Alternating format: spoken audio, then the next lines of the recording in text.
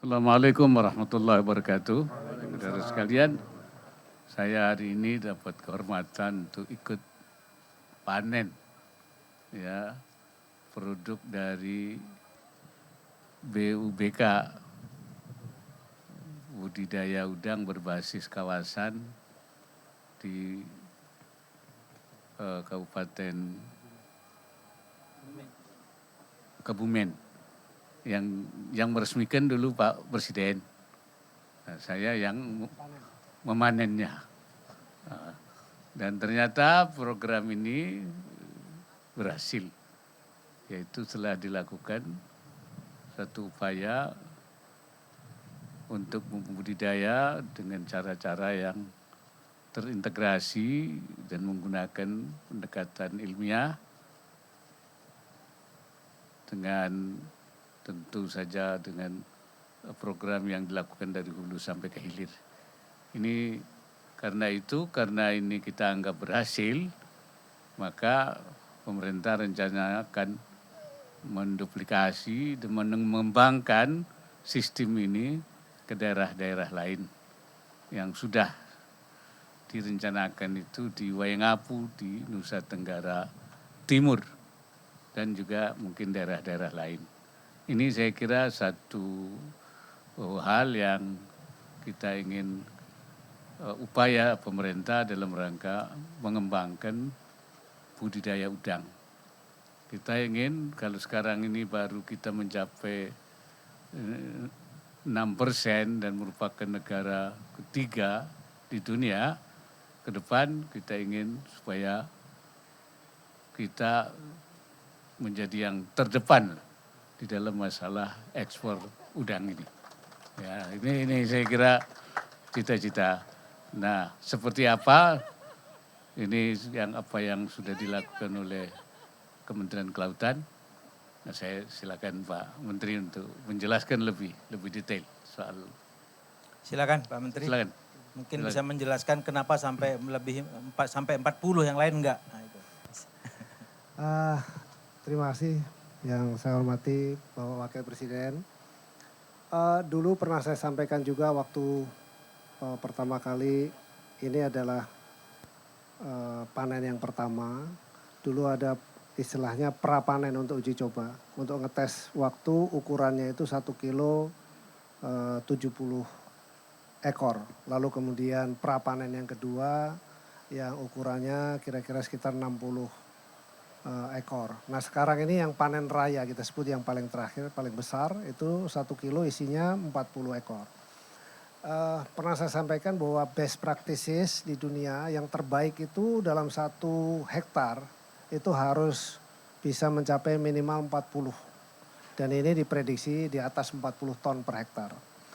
Nah ini satu yang artinya yang kita lakukan ini sudah berhasil dan berharap ini akan direplikasi untuk kemudian Indonesia seperti yang tadi disampaikan oleh Bapak Wakil Presiden bisa menjadi nomor 1, bisa menjadi yang terdepan. Mudah-mudahan kalau ini kita bisa jalankan, ini 1 tahun pekerjaannya diawali di tahun 2022 dan berhasil kemudian diresmikan oleh Bapak Presiden pada bulan Maret lalu sekaligus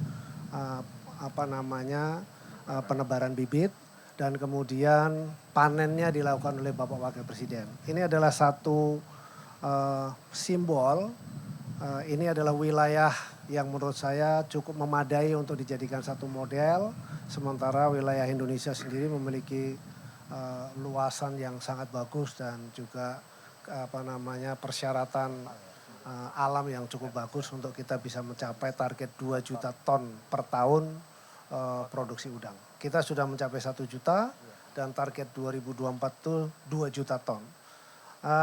Mudah-mudahan kalau ini bisa direplikasi dengan cepat, maka kalau toh meleset misalnya begitu target 2 juta itu melesetnya tidak terlalu lama. Saya kira itu yang paling penting karena komoditi udang ini adalah komoditi yang sangat bagus.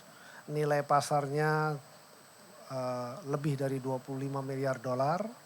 Jadi kalau kita bisa kontribusi 10% saja di pasar dunia rasanya itu sangat bagus sekali untuk perekonomian kita. Saya kira demikian. Mohon izin Pak Wapres, terima kasih. Ya, saya kira seperti itulah. Barangkali Pak Wakil Wagub Gubernur. Sudah cukup Iya. ya. Oke, silakan. Saya kira- Ada yang mau tanya masih dengan tema ini, kaitannya dengan tema ini. Terima kasih. Baik Pak, saya Ragel dari Radio El Sinta Pak. Terkait dengan acara ini, bagaimana pemerintah memastikan rantai keekonomian budidaya udang ini diciptakan untuk pemanfaatan UMKM? Karena kalau banyak warga yang ingin menjadi petambak mandiri, itu ada kaitannya dengan modal, pembinaan, dan juga pemasaran. Dan tidak hanya melihat bagaimana keuntungan untuk ekspor, tapi bagaimana juga kebutuhan dalam negeri itu terpenuhi dengan pemanfaatan lokal dan nasional. Terima kasih. Ya, saya kira kalau untuk membantu UMKM memang pemerintah sudah menyediakan KUR ya, untuk bisa mendapatkan permodalan yang dengan mudah. KUR itu kan ada yang untuk kecil, ada untuk UMKM, memang untuk UMKM yang bisa bukan hanya pertanian tapi juga tentu pertambakan termasuk udang.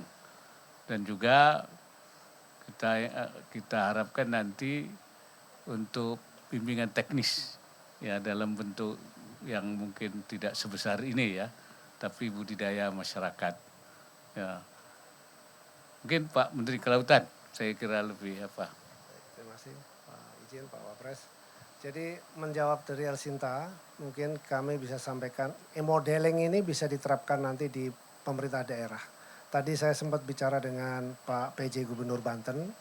Di Banten itu banyak sekali wilayah yang sangat bagus. Menurut saya lahannya pun lebih bagus di Banten dibanding yang sini. Di sini begitu bagus apalagi di Banten.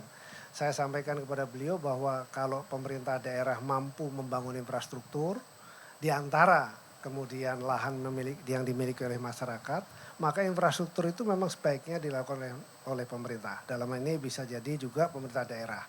Dan infrastruktur itu yang paling penting untuk mencapai best practice tadi, supaya produktivitasnya bisa mencapai 40 ton. Nah, kalau misalnya infrastruktur itu tidak disediakan oleh negara atau oleh pemerintah, maka produktivitasnya tidak akan bisa tercapai karena memang biaya infrastrukturnya sangat tinggi. Tadi Pak PJ Gubernur sangat paham, beliau semangat untuk melakukan model seperti ini, lalu petambak-petambaknya itu adalah masyarakat. Dan itu untuk pasar dalam negeri, kebutuhan perikanan secara umum tidak hanya udang, itu kira-kira kebutuhannya sekitar 13 juta ton. Itu hanya untuk dalam negeri. Jadi kalau kita lihat dari neraca perdagangan, sangat surplus kita. Ekspor kita secara nasional adalah 6,2 miliar dolar, sementara impornya cuma 700 juta. Dan kemudian pasar dalam negeri itu bisa dipenuhi dari produksi dalam negeri sendiri. Ya, ekonomi biru kita memang akan kita kembangkan. Ya. Kita memang kaya tapi belum kita olah dengan optimal. Saya mendatang kunjungan waktu saya ke Biak, itu saya lihat tunanya itu paling kecil tuh seberat saya. Ada yang 3 kali berat saya tunanya itu.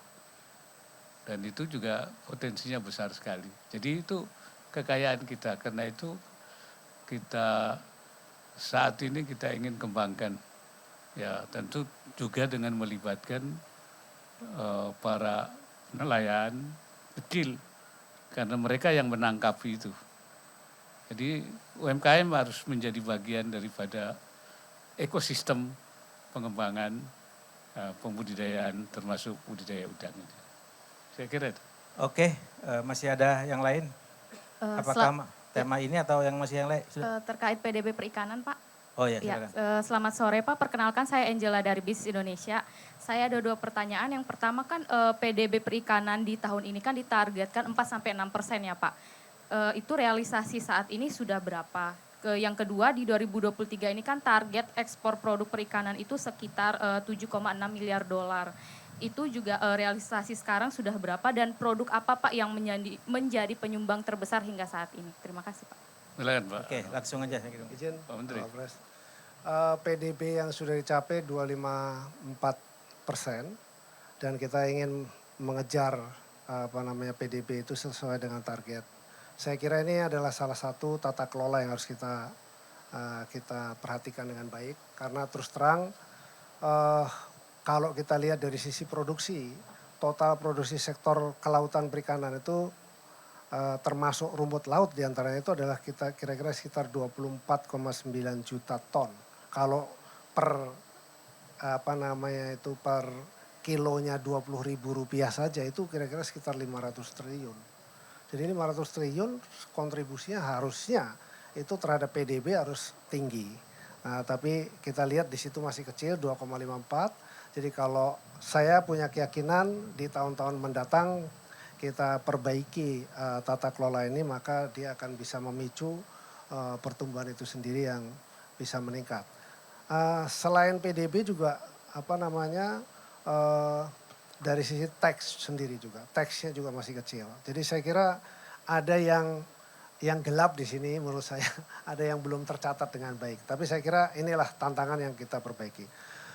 Ekspor yang paling besar, yang paling tinggi nilainya adalah udang, lalu kemudian tuna cakalang, cumi, sotong, gurita, kepiting, itu menjadi menjadi andalan ekspor. Itulah kemudian kita buat satu program budidaya yang berkesinambungan, ada 5 harapan kami nanti di Kementerian Kelautan Perikanan Indonesia di masa yang akan datang, entah itu 5 atau 10 tahun yang akan datang harus bisa menjadi champion di 5 komoditi, yaitu udang, lobster, kemudian tilapia, kepiting, lalu kemudian rumput laut. Kalau 5 ini kita bisa kuasai hulu hilir, insya Allah Indonesia akan menjadi kekuatan baru di sektor kelautan perikanan. Demikian. Oke, silakan. Ada yang lain? Mas? Terima kasih. Oke, silakan. Soal lain, Pak Silakan, Jubir, Pak Wapres. Ya. Saya Hilmi dari Jawa Pos, Pak Wapres. Sebentar lagi umat Islam di Indonesia akan merayakan Idul Adha. Ini kan momen hari raya perdana setelah pandemi.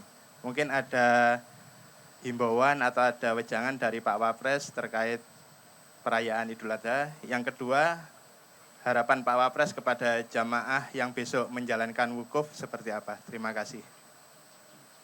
Ya, kalau Lebaran itu tentu Idul Adha ini lebih lebih semarak daripada tahun-tahun yang lalu, karena suasananya sudah tidak pandemi lagi.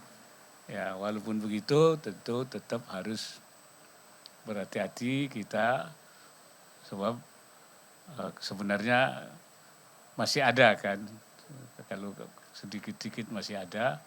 Kalau kita harus tetap menjaga COVID ya. COVID, menjaga kita dari COVID ini masih ada. Jadi masih ada yang walaupun sedikit ya, masih tetap harus kita jaga kesehatan, terus itu harus kita lakukan. Ya, dan tetap dalam keadaan yang tentu tidak berlebihan, dengan sederhana dan banyak bersyukur pada Allah Subhanahu wa taala karena kita bebas dari pandemi. Ya. Kemudian bagi mereka yang sedang berwukuf di tanah suci, kita harapkan mereka juga selain berdoa, memohon ampun, juga jangan lupa mohon untuk kebaikan negara, supaya negara kita ini terbebas daripada konflik ketika kita menghadapi pemilu, dan supaya negara kita ke depan semakin maju. Sebab wukuf Arafah itu tempat yang mustajab. Ya, jadi kalau bersekian banyak 200.000 lebih ya berdoa di sana bersama-sama di tempat yang mustajabah untuk kebaikan negara, mudah-mudahan ada di antaranya yang diterima oleh Allah Subhanahu wa taala. Amin. Oke, masih ada yang lain terakhir. Pak, satu bola Pak. Lanjut besok lagi nanti, masih ada. Silakan bola, monggo. Baik, Pak Wapres, Indonesia akan ditunjuk sebagai tuan rumah U17. Itu bertepatan dengan tahapan pemilu akhir tahun. Pertama, tanggapan Pak Wapres, Indonesia dipercaya lagi menjadi tuan rumah U17. Apa tanggapan Pak Wapres? Kedua, apa imbauan kepada aparat keamanan, penyelenggara sama masyarakat agar tidak ada gesekan antara penyelenggaraan pemilu dengan kepentingan mereka yang ingin menonton bola. Terima kasih. Ya, pertama tentu kita bersyukur ya, artinya dipercaya untuk menjadi penyelenggara kompetisi Piala Dunia untuk umur 17 tahun. Itu satu penghargaan yang luar biasa itu. Artinya itu kepercayaan kepada kita. Oleh karena itu kita harus bisa melaksanakannya dengan baik, mempersiapkannya dengan matang supaya tidak penyelenggaraannya itu kemudian bagus lah, baik ya. Dan kedua, pemilu itu jangan sampai menjadikan kita kemudian tidak berhenti itu. Ya, pemilu itu kan sesuatu yang kita laksanakan setiap 5 tahun sekali untuk memilih pemimpin, baik di eksekutif, di legislatif maupun juga pilpres.